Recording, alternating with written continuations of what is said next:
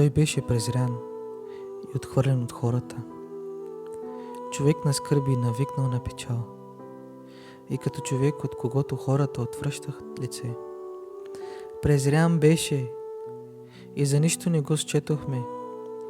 Той наистина понесе печалта ни и със скърбите ни се натовари, а ние го счетахме за ударен, поразен от Бога и наскърбен. Той беше наранен поради нашите престъпления, беше бит поради нашите беззакония. Върху него дойде наказанието, донасящо нашият мир.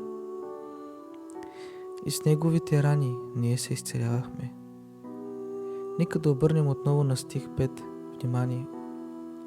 Той беше наранен поради нашите престъпления, беше бит поради нашите беззакония.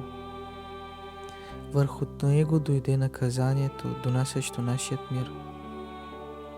В неговите рани ние се изцелявахме.